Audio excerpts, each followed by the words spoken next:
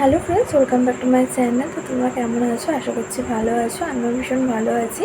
তো আজকে তোমাদের সাথে আমি শেয়ার করব যে প্রেগনেন্সিতে কী কী কাজ করা উচিত আর কী কী কাজ করা উচিত না, সেই ব্যাপারটা নিয়ে আজকে আমি আলোচনা করবো। আর আমি কী কী কাজ করেছি আর কী কী করিনি সেটাও তোমাদেরকে অবশ্যই জানাবো।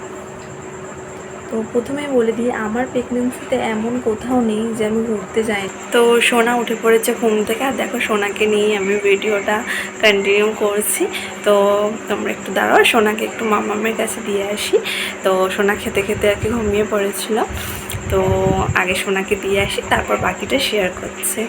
চলো মামা। এই যে ক্যামেরা ক্যামেরা ক্যামেরা, সে নিজে হাত খেতেই ব্যস্ত। এবার তোমাদের সাথে আমি শেয়ার করব যে আমি আমার প্রেগনেন্সিতে মানে কোথায় কোথায় ঘুরেছি, কোথায় কোথায় গিয়েছি, কেমনভাবে এনজয় করেছি। তো প্রথমে বলে রাখি, আমার যখন প্রেগনেন্সি হঠাৎ মাত্র ধরা পড়ে তখন আমি একটা ব্লগ দেখেছিলাম। সেই ব্লগটাতে সে দিদিভাই হচ্ছে ইন্ডিয়ান, আমাদের ভারতীয় একজন, আবার থাকতো কাজের সূত্রে আমেরিকা। তো সেই দিদিভাই মানে আর কি কন্টিনিউ রেগুলার ব্লগ বানায়, রেগুলার এভরিডের ব্লগ পোস্ট করে ইউটিউবে অ্যান্ড ফেসবুকে। তো সেই ব্লগটা দেখার পর না আমিও খুব ইন্সপায়ার হওয়ার পর আমিও ভাবি যে না, আমিও পুরো আমার 9 মান্থের প্রেগনেন্সির ফটো ভিডিও ক্লিক করে রাখবো, অ্যান্ড আমিও এতটাই স্ট্রং থাকবো মনের দিক থেকে এবং শরীরের দিক থেকে, যাতে আমি আমার সব মেমোরিজগুলো ভিডিওতে ক্যাপচার করতে পারি। তো আমি ওটা মাইন্ডের মধ্যে সেট আপ করেই নিয়েছিলাম যে আমি আমার প্রেগনেন্সির সমস্ত কিছু আর কি ক্যামেরাতে ক্যাপচার করে রাখবো, ফটো বলো ভিডিও বলো এভরিথিং। তো ফার্স্টেই আমি ভাবতে শুরু করি যে প্রত্যেক মাসে যদি আমরা কোথাও বেরাই তবেই আমি ফটো বা ভিডিও ক্লিক করতে পারবো, আর যদি নাও বেরাই তাহলে ঘরে ক্লিক করে রাখবো। কিন্তু আমি ভেবেছিলাম যে প্রত্যেকটা মান্থে আমি কোথাও না কোথাও ঘুরতে যাব। এই ভাবনা চিন্তা নিয়ে আর কি সব কিছু শুরু করেছিলাম, ব্লগ করা থেকে শুরু করে। এরপর মোটামুটি আমার প্রেগনেন্সির প্রথমটা বেশ ভালোভাবেই শুরু হয়।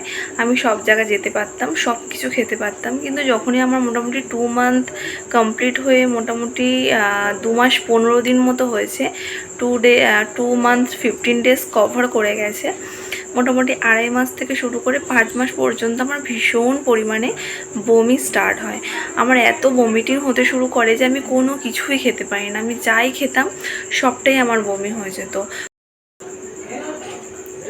তারপরে আমি ভাবতে শুরু করি যে আমি কোনো কিছু খেতে পাচ্ছি না, তাহলে আমি কী করে ঘর থেকে বেরাবো বা কাজ করব বা কোথাও ঘুরতে যাব। তারপর লাস্ট আমি 19শে জুন ব্রাইডাল কাজ করি। তো সেখানে গিয়ে আমি ভীষণ পরিমাণে অসুস্থ হয়ে যাই, আমার বারবার বমি হচ্ছিল। আর ভীষণ আর কি ক্লায়েন্ট ভালো ছিল, ভীষণ সাপোর্ট করেছে। দেন আমি যাও কাজটা ফিনিশ করেছি।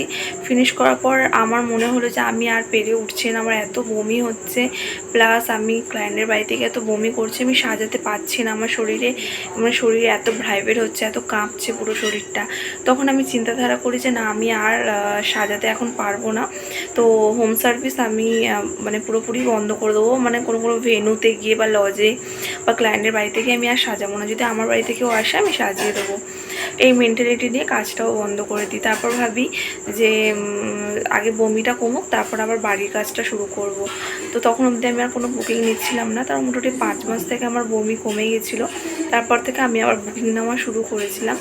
তো তারপরে আমি ভাবলাম যে এবার তো আমার বমিটা কমে গেছে, এবার আমি কাজ করতেই পারি অনায়াসে, আর কোনো অসুবিধা হবে না।